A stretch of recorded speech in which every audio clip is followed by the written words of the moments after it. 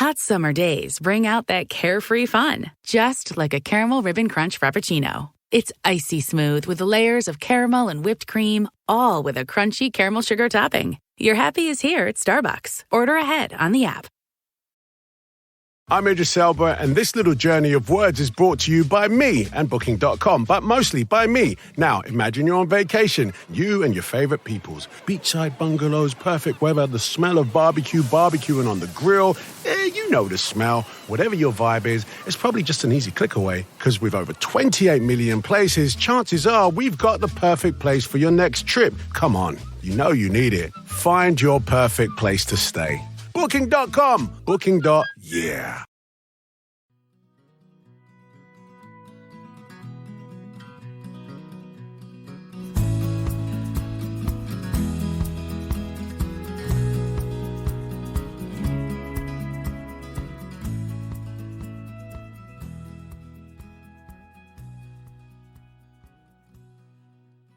Hey folks, welcome to the podcast. Today we are talking to Steve Piragis. This is a Throwback Thursday episode, by the way, going back to 2015. So 7 years ago. This is a pretty old episode. And it's back when Kurt was hosting the show.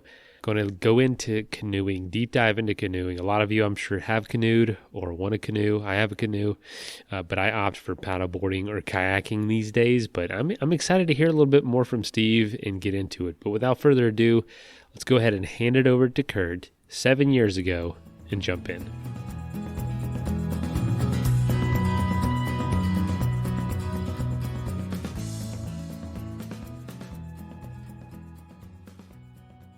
Welcome to the Adventure Sports Podcast. This is your host, Kurt Linville. Our guest today is wilderness canoeing enthusiast Steve Piragis. Steve and his wife Nancy took a trip to Ellie, Minnesota way back in 1975. They visited the Boundary Waters and just fell in love with the place, so they made it their home. Since 1979, Steve has been running Piragis Northwoods Company, which is an outfitter in Ellie. He's passionate about canoeing, limnology, and ornithology, and he's active in a campaign to help save the Boundary Waters wilderness. Steve, welcome to the program. Hi, thanks for having me. Great to be here. So, Steve, I gave a brief sketch of who you are, but take a minute to tell our guests about yourself and your connection to canoeing and your connection to this campaign to save the Boundary Waters. Absolutely, yeah. Well, Nancy and I, as you said, were limnologists. We came here from the University of New Hampshire in 1975 for the summer. We just fell in love with Ely at the edge of the Boundary Waters wilderness. I grew up around boats and canoes, so it was a natural for me to bring a canoe here when we came in 1975. And we took our first canoe trip, I think, the second week we were in Ely, and immediately fell in love with this wilderness. This is just so amazing. It's 1 million acres of lakes and portages and waterways. It's the kind of place that's very user-friendly, so even older people and families with kids that fall in love with the Boundary Waters. It's just a way to get away from the standard state park kind of camping into real wilderness, have a whole lake to yourself at a beautiful campsite, and enjoy all of the benefits of that feeling that you're in a wild place. And the Boundary Waters is very accessible that way. So I was a paddler as a kid. We came out here and brought a canoe. We started paddling, and then when we had no more jobs in our field in science and limnology, we decided to open a business and start selling canoes and outfitting canoe trips, and it just kind of fit perfectly like a hand glove. That sounds like a life well made. Well, so far it is. Yeah, appreciate that. Thank you. Oh, that's fantastic. So this campaign to save the Boundary Waters, why is that necessary? And tell us a little bit about what that is. Well, the Boundary Waters wilderness has had its share of arguments and threats over the years. It was set aside as a roadless area back in the 1920s, and then made wilderness in 1964 in the original Wilderness Act, sponsored by our own Senator Humphrey at the time. The Boundary Waters was a little bit unusual as a wilderness. It was one of the first of 10 wilderness areas in that original act, 1.1 million acres set aside here on the Canadian border in Minnesota. during the in that period, and but there was allowed some motorized use during the first few years of the Boundary Waters legislation, or the wilderness legislation, and there still is a little bit of the area that's allowed for motorized use, which is not true of other wilderness areas. Um, but So there's been fights about motors over the years and how many motorboats are allowed, and portages that had been used as truck portages for a while had to be argued over. So we're kind of a land of battles over wilderness, and it's been going on since the 1920s. The most recent one is what we're talking about, and I think one of the most important battles that we're going to ever confront, and that is that there happens to be, unfortunately, a very large deposit of sulfide ore minerals in what's called the Duluth complex, basically right next to the border of the wilderness area.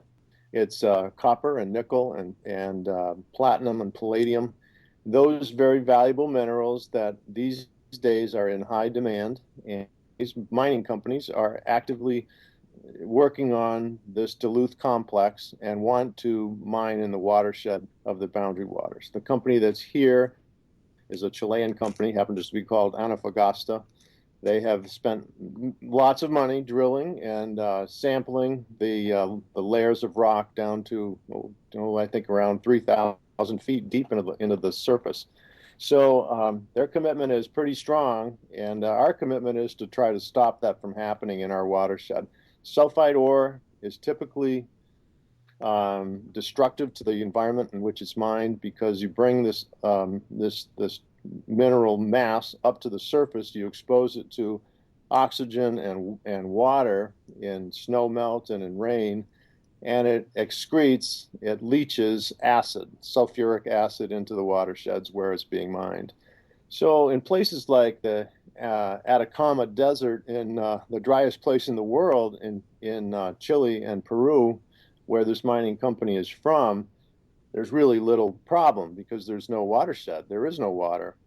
Here we have a wet environment, obviously a wet environment. All the water that's in the Boundary Waters, all of these 1,000 lakes are interconnected. The watershed is really one big, almost a big lake with lots of islands in it. So if we pollute part of it, we pollute all of it. So we just want to make sure that you don't take that risk. A lot of people, I think, have optimism that can be done. Our position is we'd love to have jobs. We're not against mining in particular, but we're just against sulfide ore mining in this watershed. This is our place. It just shouldn't be done here, just as it shouldn't be done in Alaska. And the Pebble mine up there is a bad place for a sulfide ore mine. The edge of the Boundary Waters is a terrible place for a sulfide ore mine. So that's what we're working on. We've got quite a coalition of environmental groups, sportsmen's groups, and people from around the state and around the country. A large staff already, and it all started with 3 couples here in Ely saying, we got to do something about this, and it's developed in just over 2 years into a pretty big movement. The campaign to save the Boundary Waters. Well, Steve, I think it's pretty common in adventure sports. People get out into nature, which is a very good thing. And when they begin to experience nature in special and unique ways, for you, canoeing's been a really big deal. Mm-hmm. Then they want to take care of nature. It becomes family, right?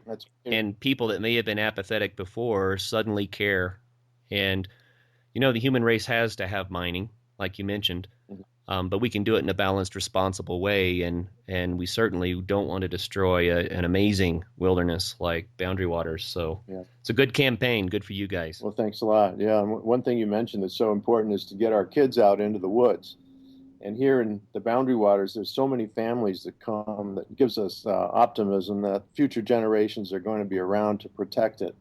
I know in a time when kids are not spending young kids are not, and young adults even are not spending that much time in some areas anyway, in wilderness or in nature. We really need to do all we can as an industry to get as many young people out in the woods as we can, get them to fall in love with it like we did, 50 years ago. I want to add to that. The Adventure Sports podcast is brought to our listeners by 180 TAC, and 180 TAC couldn't agree more with what you just said. We make it a core part of our business to support organizations that are getting youth into nature for the same reasons that you just outlined. And so we're big in working with scouting and other youth organizations. So listeners out there, if you have a youth organization and you would like a leg up, contact us. Let's see what we can do. That's right. And think about a trip to the Boundary Waters. It is so user-friendly. Kids love it. It's fishing for the first time for some kids just opens up their eyes to how much fun it is to be out in the woods. And nature is right in front of you, and it's you can kind of take the kitchen sink when you go on a canoe trip because you're not carrying it up into the mountains. You're just portaging it on flat ground for the most part. So, and you're paddling it most of the time in your canoe. So you can have a few luxuries on a canoe trip. Oh, that's fun. So let's talk about canoeing specifically for a while. I know you're passionate about it. Our listeners may or may not have tried canoeing. So describe for us what a canoe trip is like. Sure. Okay. Well, in the Boundary Waters, there's in our area, there's about 23 entry points. So you get all your gear together and your food together, and like the kinds of things that we do for people here at our business when we outfit people.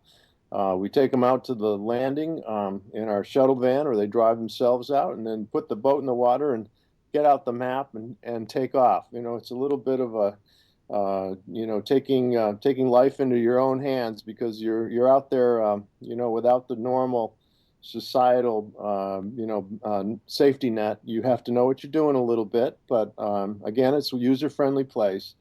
So you may paddle the first day 4 or 5 hours, take a couple portages, and get into you'll find maybe nobody, or sometimes 2 or 3 campsites are full on a lake in the middle of summer. One of the things that we like to do is just base camp, where we'll go for one day into a beautiful campsite on a lake that we know is great fishing and good swimming and lots of places to explore. And we'll just stay at that one campsite for 4 or 5 days and enjoy it, and not have to paddle and portage every day, and not push ourselves, relax, read a book once in a while, go fishing.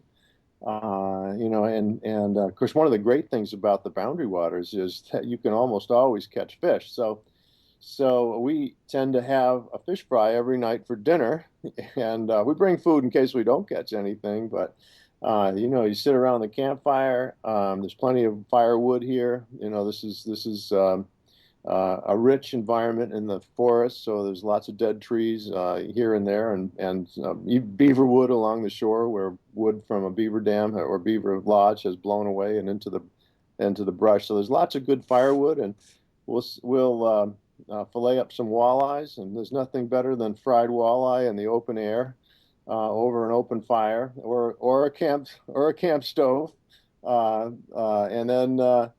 Go for a swim and take a bucket of water back into the woods a few 100 feet or so, and take a bath and enjoy all of the benefits of being at your own campsite all by yourself with your family, and go to bed and sleep well. I think one of the things that I notice most about canoe camping and wilderness in general is that your focus is on the now, on what's happening in the present. So, we hear a lot of talk about being in the present and being attached to the now. And when you're in an environment like a wilderness area, that's what you're thinking about, what's happening right now, all of the things that are going on around you. An eagle flies over, you've cleaned some fish and left the fish guts out on a rock, and an eagle swoops down and grabs it right in front of you.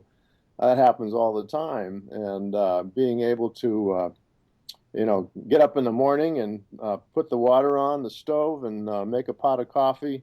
The things that are so simple are really what you concentrate on and what you spend your time enjoying. Whereas, in normal society, we've got all these other worries that we've got to think about. In the wilderness, you're concerned only about what's happening right now.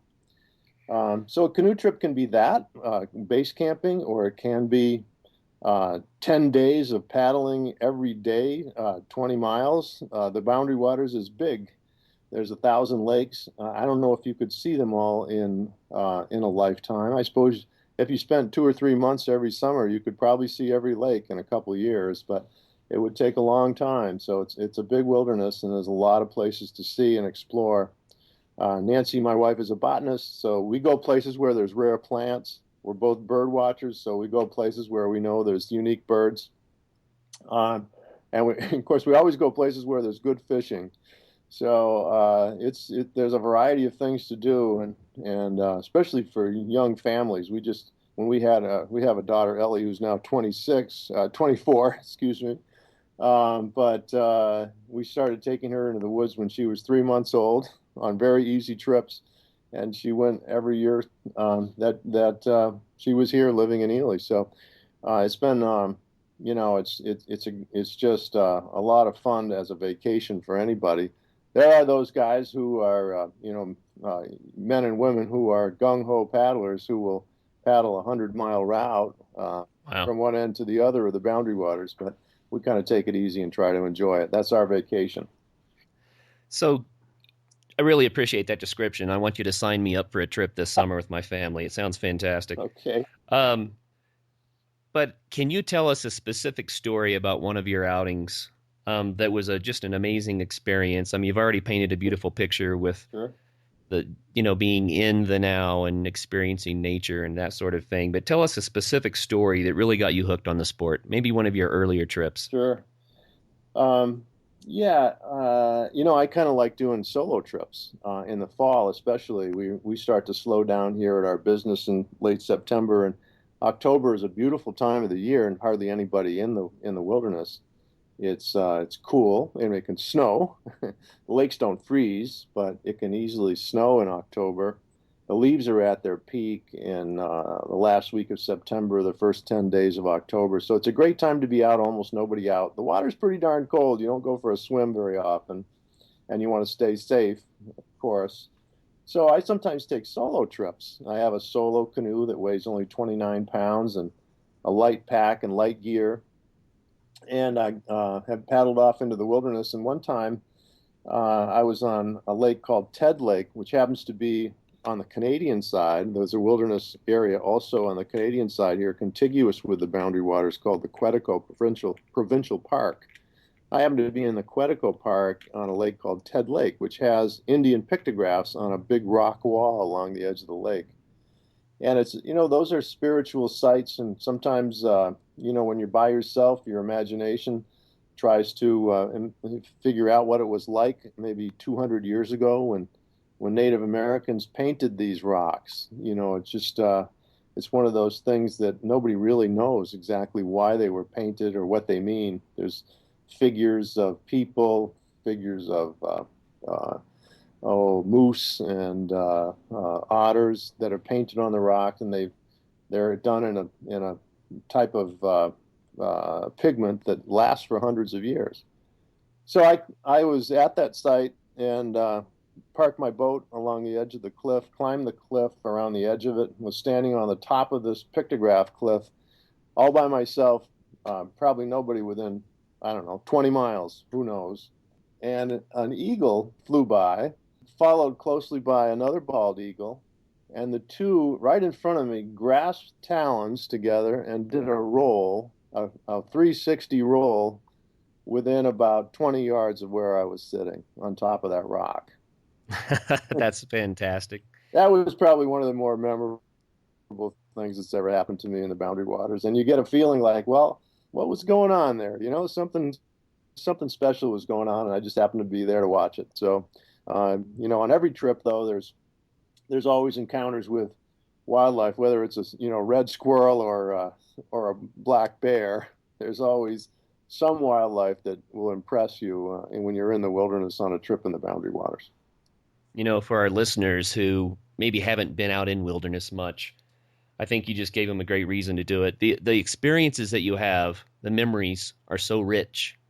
And that's right. Unless you go out there and take the time to observe, you miss out on all that. And your life is just, you don't get to have that rich experience as part of your history.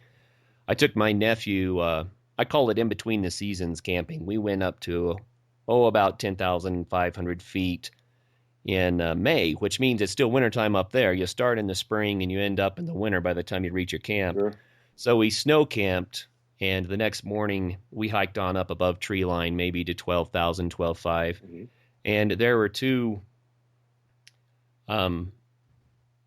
ravens that were building a nest in the cliffs. And what was so fascinating, it's a similar story to yours. These ravens had no nest building materials nearby because they're so high above tree line, there's snow everywhere. Mm-hmm. And so they were flying, maybe 3 miles to get to a patch of last year's grass that was sticking out of the snow. And then they would get a mouthful and then fly not only 3 miles back, but back up, 2,000-3,000 more vertical feet to get to this nesting site. Mm-hmm. And we thought it was fascinating to watch him go back and forth. That's a long trip to get a blanket. It is. But the fun part is a golden eagle came over the Continental Divide and flew into their area, and they just went ballistic. Golden eagles and ravens obviously are enemies. And the eagles, while they can soar forever, they're not as maneuverable as the ravens. And the ravens, with their acrobatics, can wreak havoc on an eagle's flight. So anyway, the ravens attacked the golden eagle, and finally the eagle gave up, and he spread his wings and caught an updraft and was over the Continental Divide in about 30 seconds and gone. Yep. And you see those sorts of interactions. And my nephew had never been out and experienced this sort of stuff, and he wasn't sure if he wanted to camp or not and do the snow thing. And then he watched all of this, and he realized the value of that and started getting excited. And just when we thought that the show was over, an avalanche triggered on the other side of the valley. Ooh. And, we saw thousands of tons of snow come crashing down and thundering into the valley. And we just stood there in awe. It's one of those things that I'll remember for the rest of my life. My nephew will too. And unless you get out and do this stuff, you don't get to have those experiences. That's right. And you don't have to go too far either to see things like that. Here, just one half an hour paddle into a campsite on some lake that's very close to an entry point, which is what we did with our kid when she was very young. Is you can't portage a pile of diapers, for instance, very far. So we would just go out just a very short ways and find a nice campsite, and you'd see, one of the last times we were out, we had a red squirrel of all animals in our campsite stealing stuff, and he grabbed a rubber spatula, which is probably 12 inches long, and it disappeared. We never saw it. And we said, "What happened to that?"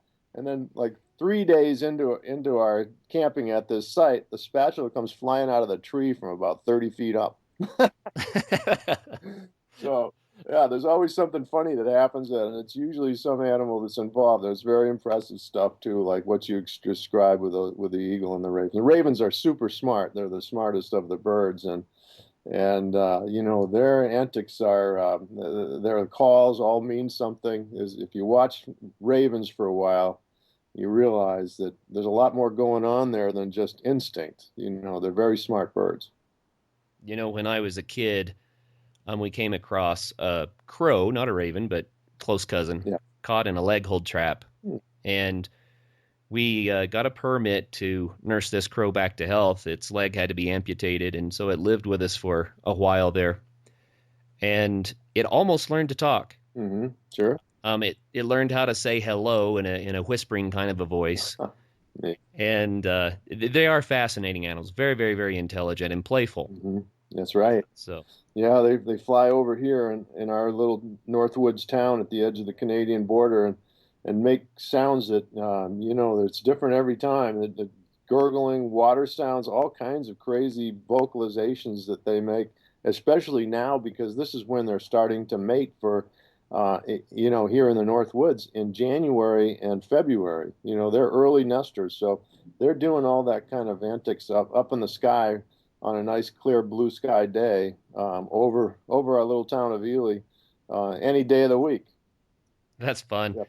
Yep. A couple of springs back, I watched 4 or 5 of them playing in the mountains here, and they would get pine cones, and they would fly up 200 or 300 feet and then drop the pine cone. Really? And then they would dive down and catch it midair and then fly back up and drop it. Gee.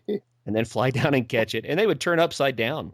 They would literally roll onto their backs to catch these pine cones and then roll back and spread their wings again. And, Unbelievable. They play with toys. Yeah. I didn't know. That's amazing. yeah. They do that sort of thing. It's a lot of fun. Let's take a quick message break and hear from the folks that help make this show possible.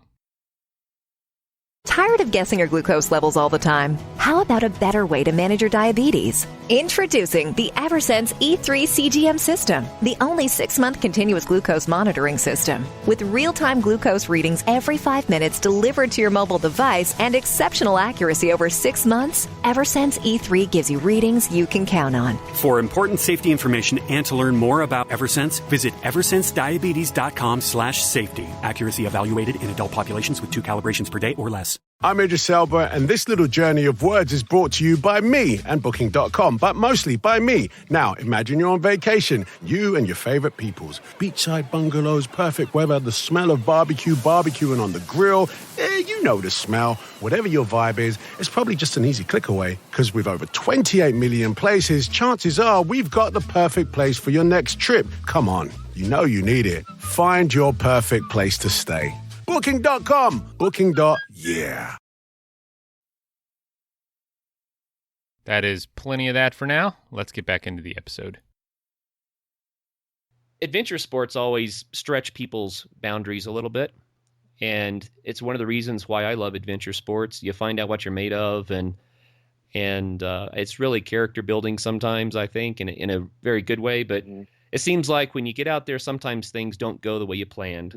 So can you tell us about a time when maybe things didn't go quite right and what you learned from the experience? And the main idea here is we want to give advice to our listeners by sharing what you've been through and how you managed the situation. You may actually save a life because you can give people insight that may be useful for them someday. Sure. I guess we've been fortunate. We've never had any incidents where we've been threatened physically. We've always been cautious. I think that's, really and using common sense and caution is really what you need to do. When the water's cold, you stay near shore. Canoes occasionally have been known to tip over. Very unusual to happen, but you don't want to be far from shore if it happened. If it's a really windy day and it's rough, we stay near shore. We don't go at all, But there's been some kind of incidents like that.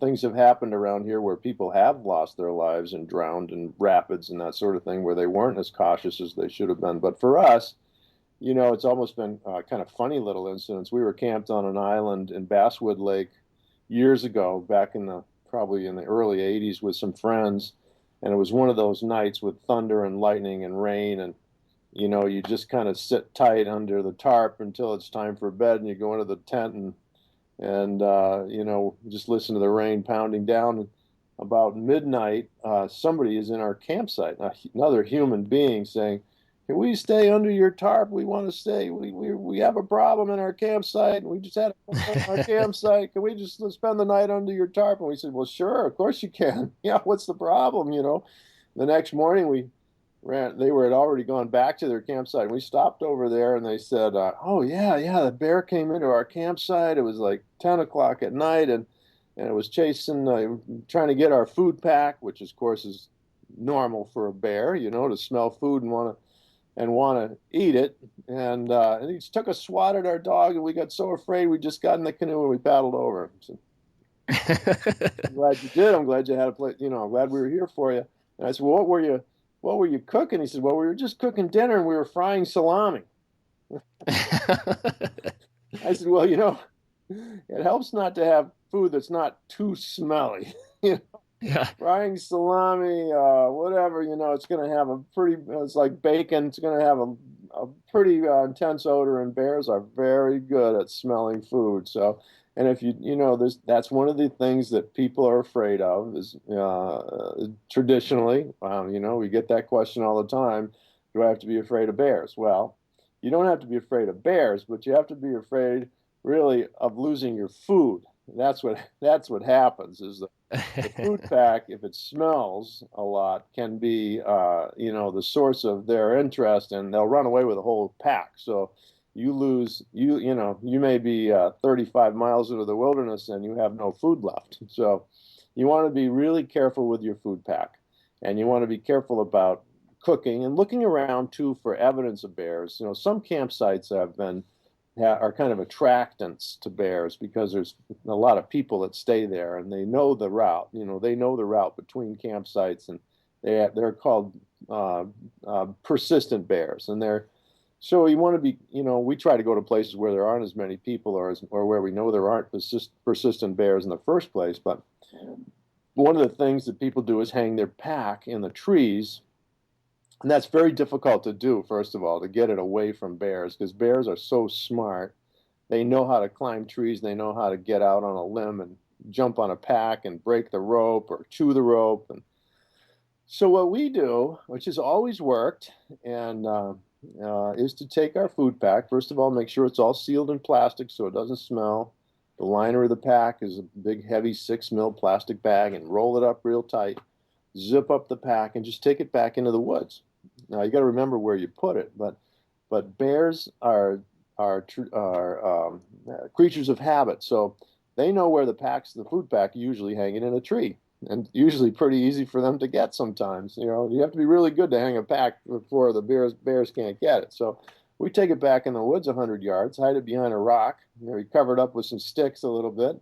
Make sure it doesn't smell, and they never find it because they don't look in those places.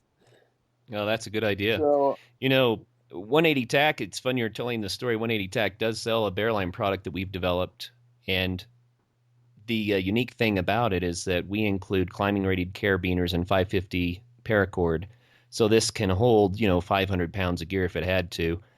The carabiners allow you to string a cross line, for 60 feet across. Yeah. And then in the center of that to hang even a heavy amount of gear, food, what have you, because you can use the carabiners to make a block and tackle. So you get rid of the friction. You're not dragging a rope over a tree limb and scarring it. And you're able to get the food way up there and where it would be tough for a bear. Now, some smart bears may toy with the ropes, right? Well, you got to spend the time to get it up there, and you got to know what you're doing and make it work. That's for sure. And some campsites just don't have those kinds of limbs, those kinds of rocks, those kind of trees. So but the big thing, I think, the big lesson is, first of all, don't bring food that really attracts bears, and watch out for campsites that have evidence or knowledge that there's a persistent bear around. And go someplace else. That's the key. We often think in terms of bears and their, threat to humans, but we need to turn this around. When bears get in the habit of eating from humans, often if they become a big enough nuisance, then the wildlife department has to get involved, and that's dangerous and bad for the bear. That's right. So, taking care of our food in the right way is protecting the bears too. That's right. Yeah, there's plenty of natural food out there for them, but they like humans, they like to take the easy way out sometimes. There's been all kinds of other incidents where people have made mistakes in the woods, not us particularly, but, a scout leader once went out looking for a portage that he couldn't find, tripped on a rock, hit his head, and didn't know where he was. So, I always want to be with somebody else if you're out searching for firewood or looking for a portage. Portages are usually very obvious. If you have to look for one, you're in the wrong place. And in this case, this young man was basically lost for 4 days and turned up at a campsite, many miles away, not knowing what had happened to him.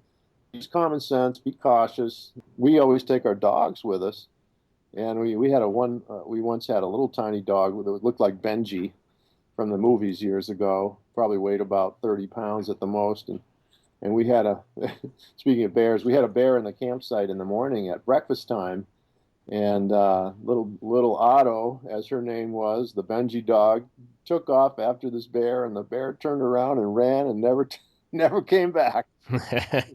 Bears that haven't been around people too much are fairly skittish. I've chased off a lot of them, but if they get too comfortable around people, then that's when things get a little bit tricky. That's right. What would you recommend for people who are interested in taking up canoeing? There's some things that people need to learn. I mean, paddling a canoe, you eventually figure it out, but with a little bit of instruction, people can have a much more efficient paddle stroke and enjoy it so much more. There's also the concern about you loading the canoe correctly so it doesn't flip over. Mm-hmm. Even how to pack a canoe correctly so that if you do have an incident, you don't lose everything you have with you. Right. What would you recommend for people who want to try this sport so that they can do it properly and have a good experience? Well, we try to instruct our customers on the basics if they've never done it before. I think a lot of people think because we're born in North America that canoeing is ingrained in our genes or something, but of course it's not. And canoeing and a tandem canoe is a little different than kayaking. People can, even little kids sit in a kayak and make it go straight because it's symmetric and you're in the middle, but a tandem canoe, the person in the stern has really got the control over where it's going to go. So it does take a little practice. We use Kevlar canoes that are very light, so they're easy to portage, but they also have straight keel lines, so they tend to go pretty straight. We use carbon fiber paddles that only weigh 12 ounces, so you can paddle all day without getting tired if you're doing it efficiently. But yeah, you're right. There's an efficiency in the stroke that makes it a lot easier. And it comes with practice, and it comes with a little bit of instruction. We try to do that, but we only have so much time. We certainly can't take all of our customers out on the lake and practice before they go off on their canoe trip. So really, before you come on a wilderness canoe trip, you should probably take a lesson or two on how to paddle a canoe, because it's not a genetically ingrained behavior. So. The stern person is in control. The bow person, does always is paddling on the opposite side. By the way, if you start paddling, I see this all the time with amateurs. They're paddling on the same side of the canoe, and if both people lean at the same time, that's when canoes go over. I think we all experienced that as Boy Scouts. At least I did. And so you paddle on opposite sides of the boat. You switch sides, which is what we do whenever it feels good, because your muscles tire on one side. It's always good to be switching sides every once in a while, and we do that here. Our Nancy and I switch when I'll call a hut or she'll call a hut. It's like time to switch, so we switch. And the stern person, using a little bit of skill, a J stroke or a C stroke, can turn the canoe back in the direction they want to use it and they want it to go. Making a canoe do what you want to do in wind is even more of a skill. Sometimes you end up paddling on the same side a lot because the wind is pushing the stern of the canoe around, and you got to keep it going straight. And surfing in waves, when you're going with the wind and there's some waves, the boat wants to get up on a wave and it feels a little tippy at first. You want to go a little faster than the waves are going, so you paddle a little harder. There's just some basic skills in tandem canoeing in wilderness that are pretty important. The things that we know here, though, is that the Boundary Waters in summer is a great place to practice because it's fresh water, it's warm water. You can swim in it all day if you want to in August. So, if you get out on a campsite and then take the empty canoe out and practice a little bit, it makes a huge difference, I think. So our kids, when we went out with two families, our kids would take the boats out with their life vests on and just paddle around the lake themselves without us. And I think that's, you can only give your kids so much instruction, right? And they don't want it anymore. So they can learn on their own. And it's experience, really, learning how to manipulate the paddle, especially for the stern person, and make the canoe go straight. But then there's another great stroke that a lot of people don't know. The bow person can help too. Get in one of these little creeks that winds around with steep curves, and this 18.5-foot canoe wants to go straight. It can plant the front of the canoe right into the bank of the stream. So the bow person uses the paddle like a rudder in the front and pulls the bow around. Instead of the stern person doing all the work, the bow person gets to do some work too, and that's really important. I try to teach that to everybody. Because you see, I've been on a lot of trips and seen people that are not in my group who don't know what they're doing, and you want to, say, wish, it's so much, it can be so much easier if you just knew a little bit more. And you don't really have time to give instruction while you're paddling and portaging in the wilderness, but some people could learn, most people could learn really easily some of the basics of canoeing and make it a lot more fun. So just get a little instruction before you go out from somebody who knows what they're doing, I think helps a lot. Hey, Steve, tell us a little bit about Piragis and how it outfits for these trips. Do you supply all the equipment that people need? What's your setup there? Yeah, our outfitting department supplies whatever people need. We have what we call full outfitting, which means we give you everything that you need. You come with your clothes and your camera, and we supply everything else. Everything from soup to nuts, which means all the food, and you get to choose off a menu of what you'd like each day and each night. We only have top grade gear. We only use the best.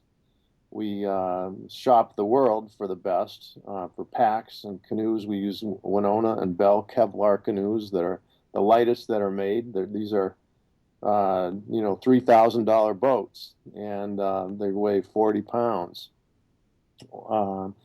We're probably the only outfitter that uses carbon fiber paddles because we believe that our customers deserve the best. We have packs that are designed for canoeing. They're not frame packs or internal frame packs for mountaineering. They're made for canoeing. They fit in the canoe and come out of the canoe smoothly. All of the best in cookware and everything, sleeping bags, and air mattresses. That has all changed so much in the last few years. The inflatable pads that we've used for 25 years, like Thermarest pads, are great, and they were a major, innovation in camping. But now there's tubular air mattresses that are even better. Nemo and other companies make these beautiful pads. So, everything that we do, and we try to sell it all, we try to recycle. We sell all of our gear used at the end of we start every season with brand new gear. So if a customer comes to us and they just need a canoe, they get the paddles and the life vest with it. That is a lot of our business and outfitting. But the other option is we do full outfitting. We supply everything that a family or a group of guys or a group of women would like. The other thing that we do is we organize group trips. So sometimes people don't want to go out on their own. They want to be with others. They want a guide. You can always hire one of our guides for your own family or for your group. But then we put together group trips throughout the summer, usually with a theme, like one of them we call Howling with Wolves. So we spend a little time at the International Wolf Center here in Ely to learn about wolf ecology, and then we go out on a canoe trip and howl every night to see what we can howl up, which is usually, once in a while you get lucky and you can get a response from a pack of wolves in your neighborhood. We do a stargazing trip with a theme that, every night we go out and look at constellations around our campsite. Once in a while you get lucky and see the northern lights here. Mostly it's got to be dark, so our days are awfully long in June, but in September the days are starting to get shorter and there's a good chance of seeing northern lights. So we put together those group trips, but most people come to us, they have an idea that they want to go in the Boundary Waters. They want to know where to go. We give them all the information that they need. We spend as much time with them as it seems they need, going over maps, going over how to use the gear, getting. I really think that having a guide on one of your first trips, if you've never done it before, makes a lot of sense, because then you learn the whole thing direct from a person who's got a tremendous amount of experience. So, but folks come up from places like Arkansas and California and Massachusetts, and they've never been on a canoe trip before, and they can go out on their own after getting all the gear from us and spend a week or however long they want to be out, and they do just fine. We've never lost anybody yet. So, at the end of the season, all the canoes are back. So.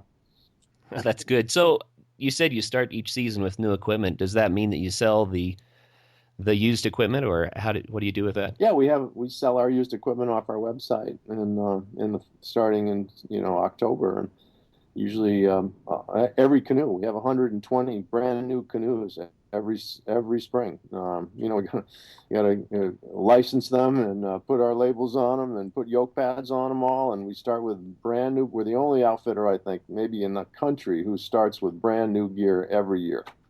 And we think that's really important. We kind of figured out one time the cost of some of this gear. A group of 6 guys going out on a wilderness trip with all of our gear has about $20,000 worth of gear. So Yeah. it's certainly if you're only going to do this once or twice, it's way better to rent it than it is to buy it, because it's an expensive, especially if you buy the quality of what we rent. It's very expensive. So, Steve, do you have any special discounts or promotions for our listeners? Well, we'd love to, of course. If you call us, mention that you've heard this broadcast, we would be happy to provide a 10% discount. 10%, right on. That's fantastic. So they just say, hey, I heard about you on the Adventure Sports Podcast. Yep. And you'll hook them up. That's right. And the guys to talk to here at Piragis Northwoods are Adam and Drew Brockett and Adam Mocht. They're their 2 outfitting coordinators. And I'd be happy to talk to them too. And Nancy would. We know we're a small family-run company, but Adam and Drew run the show when it comes to outfitting. They do an incredible job. Probably outfit, a couple thousand people a summer. But it's not a production line. It's all, one at a time. And we work with everybody. We've got a great group. We start about May 1st and we end about October 15th. So it's a long summer, and we love it. So please give us a call, and we'd be happy to get you started on a Boundary Waters adventure. So our listeners are going to be hearing this podcast in March, and that means that the spring is on the way and May 1st isn't that far. Do they need to start planning with you as soon as possible? Yeah, absolutely.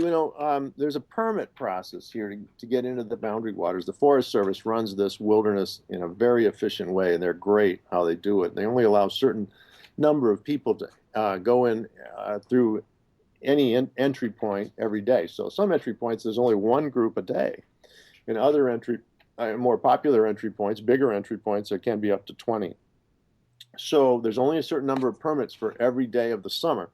As you get into summer, those permits become fewer and farther between. So the earlier you plan, and what you really need to plan is only the starting date of your trip. That's really all we really need to know. Your name and address and your credit card number, but we need to know the date that you plan to start. Everything else can be changed after that. How many people in your group? What date you plan to come out.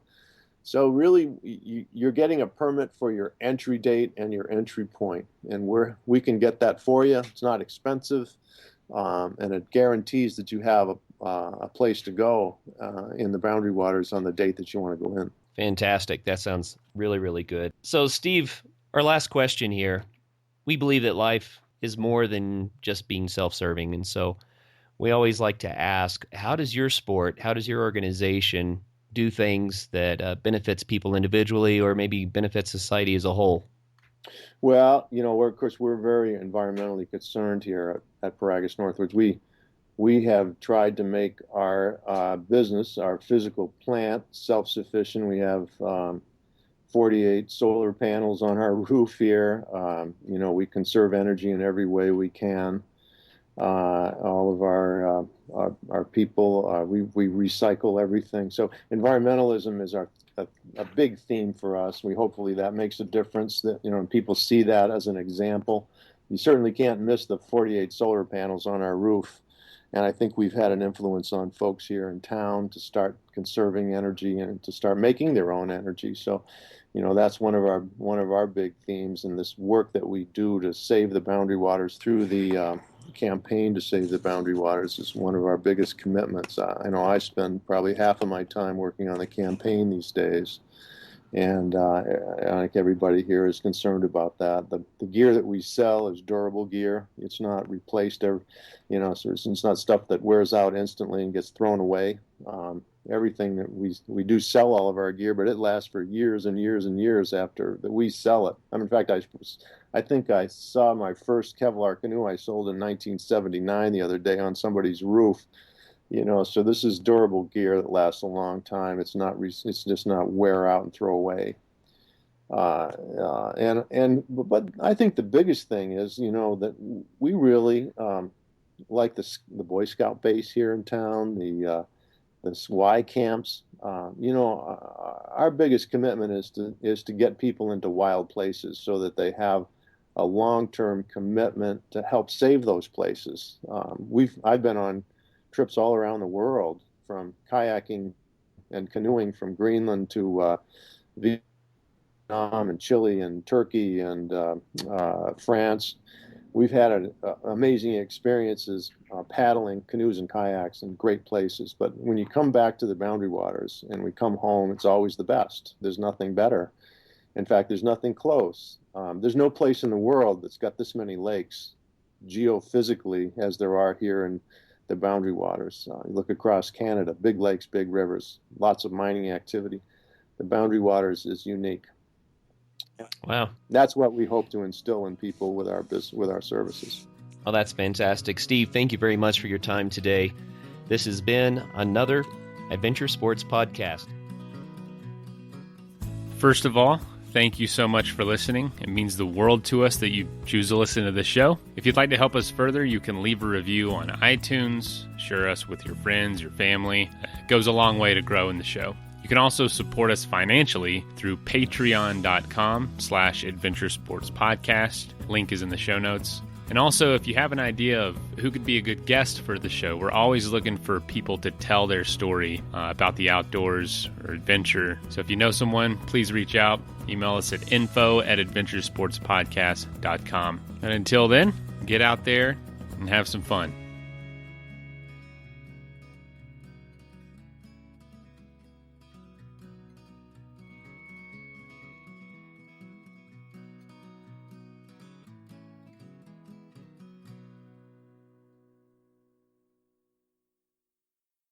Hot summer days bring out that carefree fun, just like a caramel ribbon crunch frappuccino. It's icy smooth with layers of caramel and whipped cream, all with a crunchy caramel sugar topping. Your happy is here at Starbucks. Order ahead on the app. Hi, it's Idris Elba here with Booking.com, and I wrote this poem about summer because I love summer. In summer, we do things to feed the soul, and Booking.com knows just how we roll. We love to swim and fish and barbecue. We love to read and nap and have a few. With cabins, resorts, yurts, and vacation homes, it's such a breeze to book. Where shall we roam? I know it needs some work, but thanks for listening. Find your perfect place to stay. Booking.com. Booking. Yeah.